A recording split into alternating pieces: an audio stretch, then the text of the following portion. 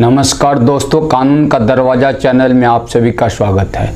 आज के इस एपिसोड में मैं आप सभी को जानकारी दे रहा हूं कि समाज में ऐसे ढेर सारे लोग हैं जो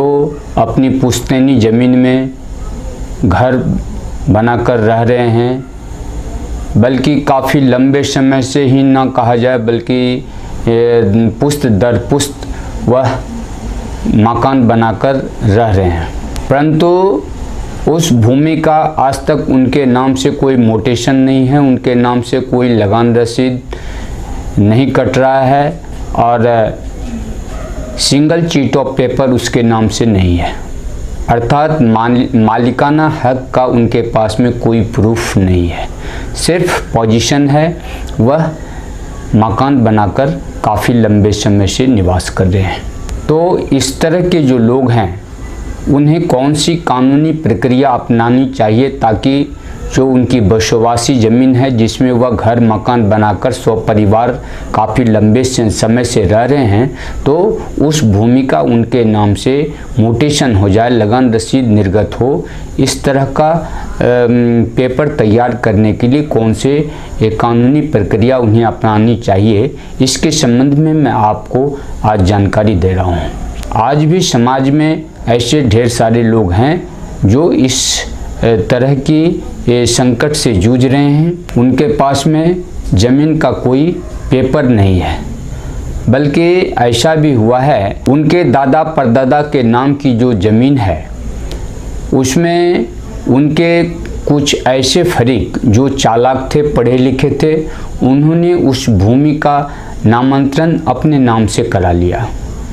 यद्यपि बांटकर अपने फरीक को दिया, लेकिन उनके नाम से कोई पेपर नहीं है और कुछ लोग तो खतियान में अपना नाम दर्ज करवा लिए। यह उन्होंने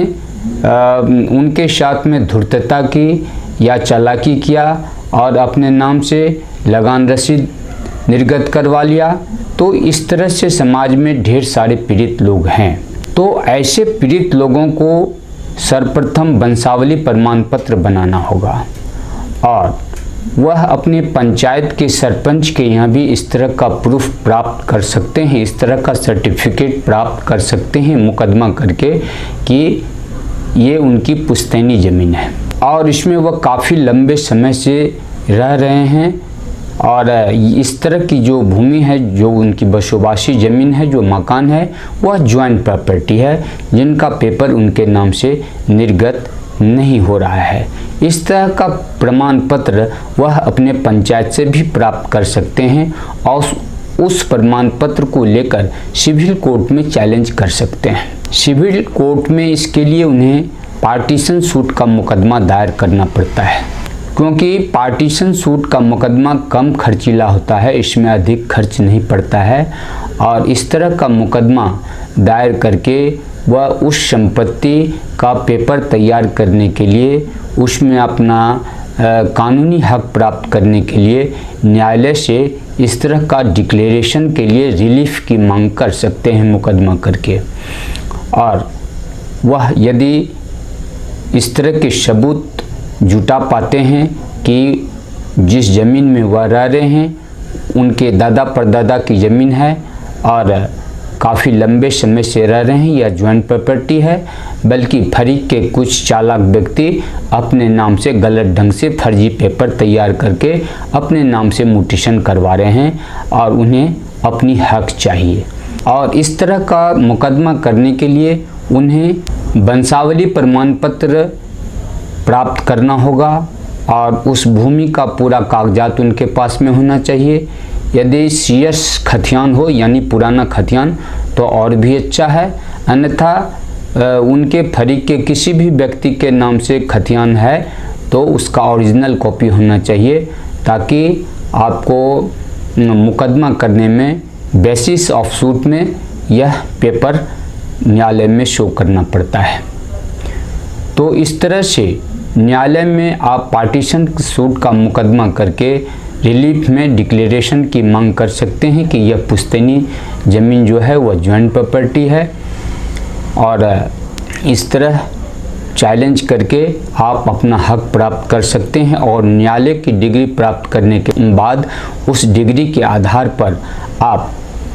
अपने नाम से उस ज़मीन का म्यूटेशन करा सकते हैं और लगान रसीद प्राप्त कर सकते हैं। इसके अभाव में हो सकता है आपके कोई फरीक आपको उस ज़मीन से बेदखल कर सकता है या उस ज़मीन पर जिस पर आप काफ़ी लंबे समय से पुश्त दर पुश्त बसे चले आ रहे हैं, उस ज़मीन को किसी दूसरे व्यक्ति के हाथ में बेचकर आपको झंझट में फंसा सकता है। तो इससे छुटकारा पाने के लिए आपको सिविल कोर्ट में इस भूमि पर चैलेंज करके अपना पेपर, अपना हक प्राप्त करना चाहिए। तो दोस्तों, आज के इस एपिसोड में बस इतना ही कहना चाहूँगा। आगे आपसे कहना चाहूँगा कि यदि आप अब तक हमारे